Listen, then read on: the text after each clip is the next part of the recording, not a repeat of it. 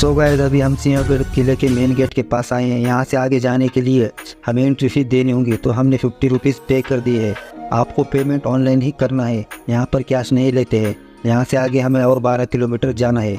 यहाँ से पहाड़ी इलाका स्टार्ट होता है और पूरा रास्ता जिगजैग है, तो आपको गाड़ी थोड़ी संभल कर चलानी है। सो गाइस मेरे साथ जुड़े रहिए, मैं आपको सिंहगढ़ किले की पूरी जानकारी देने वाला हूँ और सिंहगढ़ के खूबसूरत नज़ारे आपको इस वीडियो में देखने को मिलेंगे।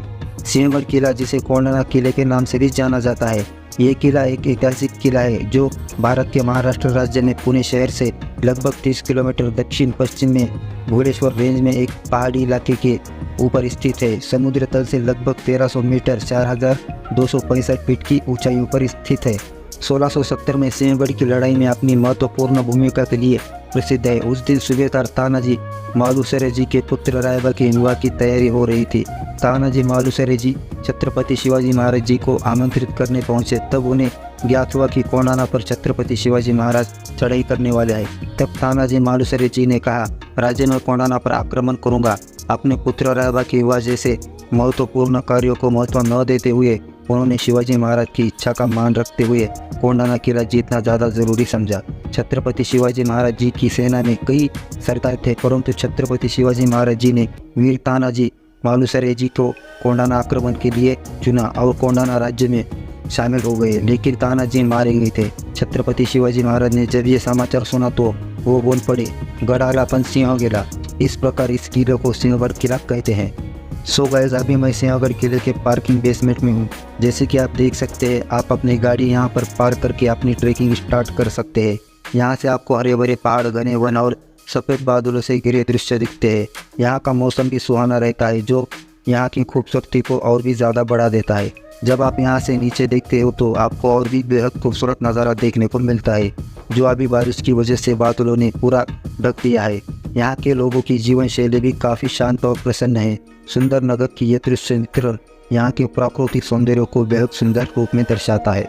हेलो गाइस, स्वागत है आपका मेरे फर्स्ट ब्लॉग में। मैं ये चैनल शुरू कर रहा हूँ क्योंकि मुझे नई नई जगह घूमना पसंद है। इस चैनल पर आपको travel blogs, life style tips, food blog review, mini blog, full blog, village और भी बहुत कुछ आपको मेरे ब्लॉग में डेली कंटेंट देखने को मिलेंगे। तो फ्रेंड्स, अपने भाई को सपोर्ट कीजिए और आपको कुछ पूछना हो तो मुझे कमेंट कर देना। अगर आपको ये वीडियो पसंद आए तो कृपया लाइक, शेयर और सब्सक्राइब जरूर करें और बेल आइकन को दबाना ना भूलें, ताकि आपको नए वीडियो की नोटिफिकेशन मिलती रहे। तो चलिए शुरू करते हैं आज का ब्लॉग। यहाँ पर खाने पीने की सभी चीज़ें उपलब्ध है, इसलिए आपको अपने साथ कुछ लाने की ज़रूरत नहीं है। हम अभी पहले दरवाजे के पास पहुँचे हैं। इस द्वार का नाम कल्याण दरवाज़ा इसलिए रखा गया है क्योंकि इसके माध्यम से किले में प्रवेश करते समय यात्रियों और सैनिकों को सुरक्षित और सुख शांति की आशा दी जाती थी। कल्याण शब्द संस्कृत भाषा से लिया गया है, जिसका अर्थ सुखदायक या मंगलकारी होता है। यह द्वार किले के प्रवेश द्वार के रूप में महत्वपूर्ण था और इसकी स्थानीय अहमियत होती थी। यहाँ से सैनिक दुश्मनों की गतिविधियों पर पैनी नज़र रखते थे, ताकि वे किसी भी अप्रत्याशित हमले या घुसपैठ का समय रहते पता लगा सके और तुरंत कार्रवाई कर सके। बारिश का पानी पहाड़ी से नीचे गिरने का वो एक अलग ही अनुभव देता है। जब बारिश की बूंदें पहाड़ों की चट्टानों से टकराकर नीचे की तरफ जाती है तो वो पानी साफ और शुद्ध होता है। इसका मज़ा तब आता है जब आप उस शुद्ध और ताजगी को महसूस करते हैं, जैसे पहाड़ी की सुंदरता को एक नई नज़र देखने का अनुभव होता है। बारिश के पानी का पीना एक प्राकृतिक आनंद है जो साफ और पावन पर्यावरण में एक अलग ही सुकून और संतोष प्रदान करता है। अभी हम पुणे के दूसरे दरवाजे के पास आए हैं। इसका आसपास का वातावरण बहुत ही सुंदर है। आप यहाँ से देख सकते हैं, मन मोह लेने वाला अद्भुत दृश्य देखने को मिलता है। इसे तोफ खाना या बारूद खाना कहते हैं। उस समय जो भी बारूद और तोहफे लाई जाती थी और भी लड़ाइयों का अन्य सामान लाया जाता था, उन सामान को यहाँ पर रखा जाता था। आप अभी जो सामने पहाड़ी देख रहे हैं, उस जगह तोहफे लगाई जाती थी और इसी जगह से पूरे पुणे शहर पर नज़र रखी जाती थी या फिर पुणे शहर पर नियंत्रण किया जाता था। पुणे दरवाजातून पुढे गेले की लागते एक खोदकाम।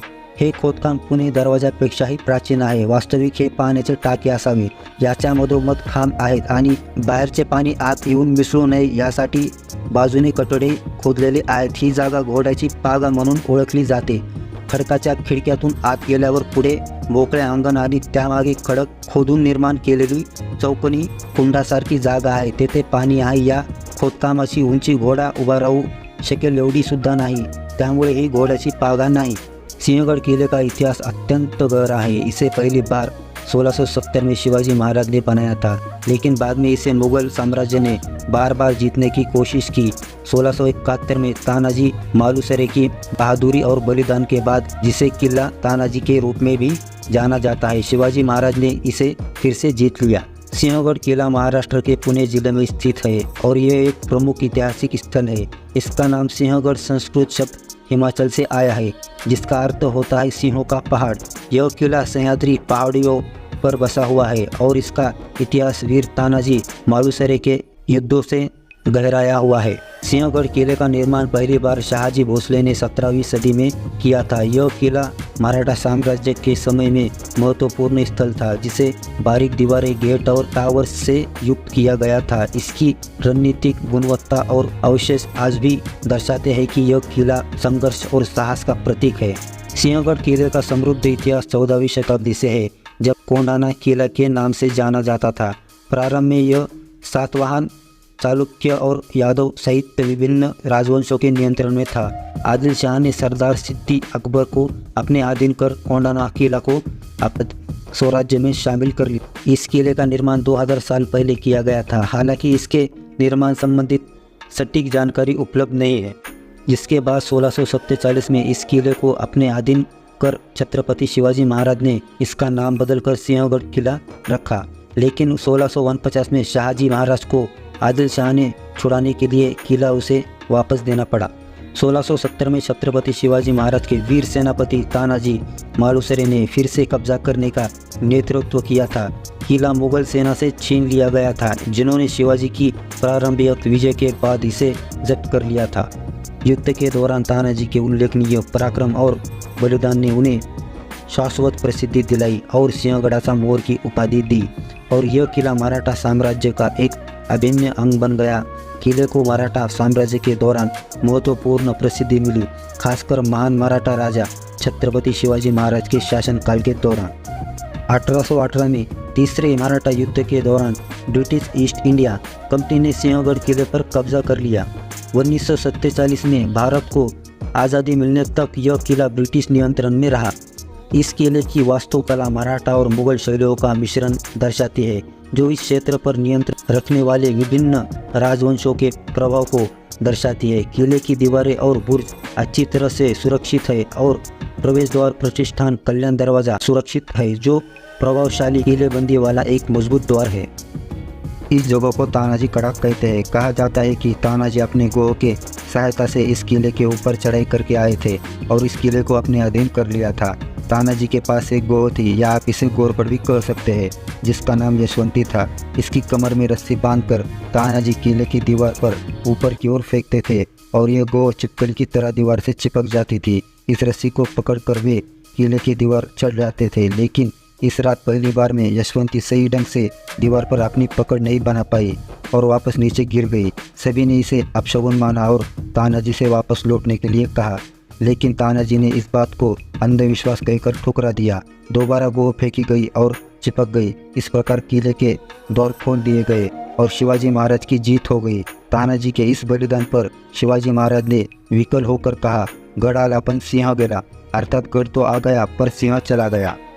राजा राम महाराज, जिन्होंने मुगलों के खिलाफ लड़ाई लड़ी थी, शिविर के जीवन का तनाव असहनीय लगने लगा और उनका स्वास्थ्य तेजी से गिरने लगा। मार्च के दौरान वे इतने बीमार हो गए कि जब औरंगजेब ने सातारा पर घेरा डाला तो उन्हें पालकी में ले जाना पड़ा। राजा राम राजे बड़ी मुश्किल से सिंहगढ़ पहुंचे और 2 मार्च 1700 को वहां पहुंचने के तुरंत बाद ही उनकी मृत्यू हो गई। राजा राम केवल 30 वर्ष के थे। कोंढाणेश्वर हे शंकराचे मंदिर असून यादवाचे कुलदैवत होते। श्री अमृतेश्वर भैरव मंदिर, भैरव हे कोळ्याचे दैवत आहे। यादवाच्या आधीही कोळ्याची वस्ती होती। या मंदिरात भैरव आणि भैरवी अशा 2 मूर्त्या आहेत। भैरवाच्या हातात राक्षसाचे मुंडके आहे।